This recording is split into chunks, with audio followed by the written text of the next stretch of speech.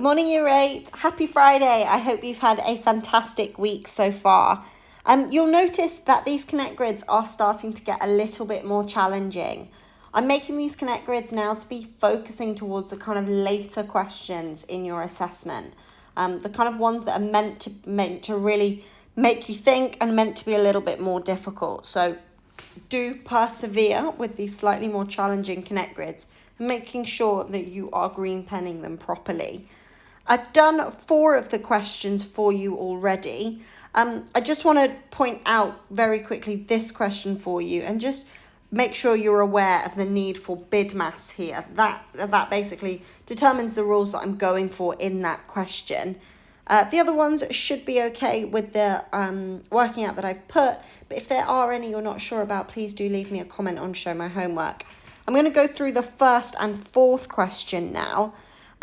So the first one, draw a line at y equals -2. Now, this is an easy 1-mark question, but I see people get this wrong so often.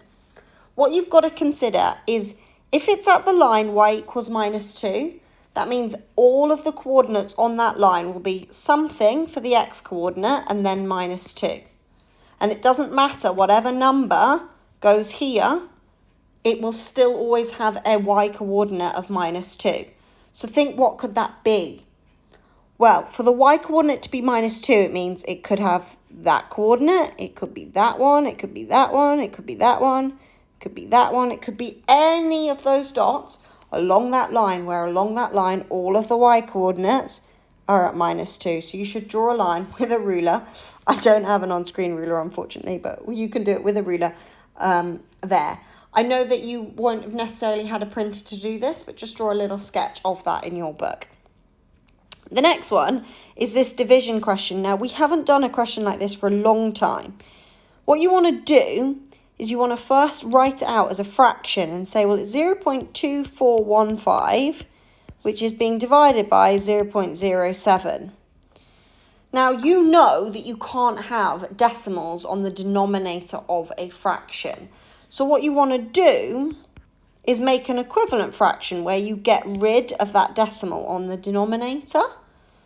Well, if I was to multiply by 100, that means moving the decimal place once, twice. Whatever you do to the denominator, you want to also do to the numerator. So I'm now going to have 7 on the denominator.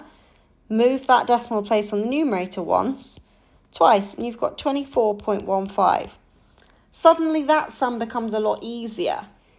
24.15 divided by 7, you can use a bus stop. 7s into 2 don't go, so I do 7s into 24. Well, that goes 3 times. Carry on my decimal place, remainder 3. 7s into 31 go 4 times, remainder 3. 7s into 35 go 5 times. Your answer, 3.45. Okay, Year 8, that's it for today's Connect grid. As I said, do let me know if there are any problems. We are going to be doing lots of revision moving forwards, but I want to persevere with this averages topic first of all, because your maths assessment isn't going to be until during the second week of assessments. More to follow on that, but for now, let's focus on absolutely smashing through this averages topic because it is going to be in your assessments. I'll speak to you soon, Year 8, and have a great rest of your Friday. Thanks a lot.